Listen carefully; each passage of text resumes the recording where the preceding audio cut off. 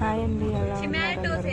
మా విజయవాడ వరద వచ్చింది కదా, ఇవాళ కాలేజీ పెట్టారు, పాపకి దింపొద్దామని వెళ్తా తీసానమాట. అంటే ఇటు సైడ్ ఏం ముప్పు లేదు, బాగానే ఉన్నాయి, రోడ్లన్నీ క్లియర్ చేశారు, నీళ్ళు కూడా తగ్గినాయి.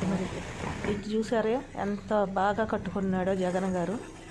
ఇల్లు అది ఎంత మొత్తం ఆక్రమించేసి, అసలు చూడండి ఎంత తుఫాను చిజాడు కొట్టుకుపోతున్నా, ఆయన మట్టి సేఫ్గా ఆ కట్టని ఆపేశాడు, ఆ పై కట్ట దారి లేకుండా చేసేసాడు జనాలు.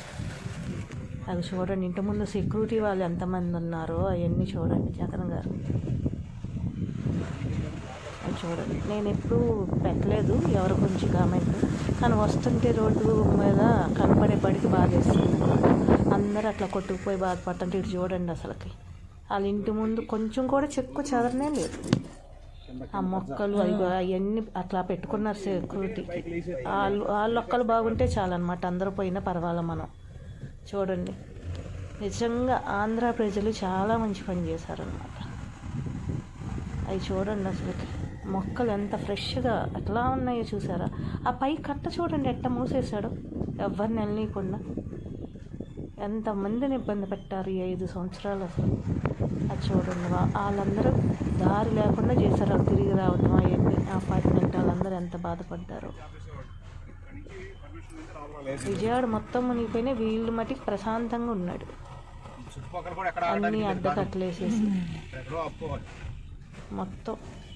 అసలు చూడండి, అటు రోడ్లు ఇటు రోడ్లు, 1 టౌన్ వెళ్ళే దారి అవన్నీ వెళ్ళకోకుండా ఆపేశారన్నమాట. మధ్యలో స్తంభాలు, పెద్ద పెద్ద లైట్లు, పెద్ద డెకరేషన్ పెట్టుకున్నారు. ఇదిగోండి వరద, ఇది అంతా ఈ రూట్ అంతా క్లియర్గానే ఉందండి, ఇటు వెళ్ళే వాళ్ళందరూ వెళ్ళొచ్చు. సింగినగరు, అటు అయోధ్య నగరు, భవానీపురం, పాపం అటు వాళ్ళ మటుకు ఇంకా వాటర్ తగ్గలేదు. పాపం వాళ్ళందరికీ చేతనైనంత హెల్ప్ చేయాలని కోరుకుంటున్నాను. మన పక్కన ఉన్నాళ్ళు మనం చూసుకుంటూ ఉండాలి కదా, అందరూ ప్రభుత్వమే చేయాలి, వేరే అంటే కుదరదు.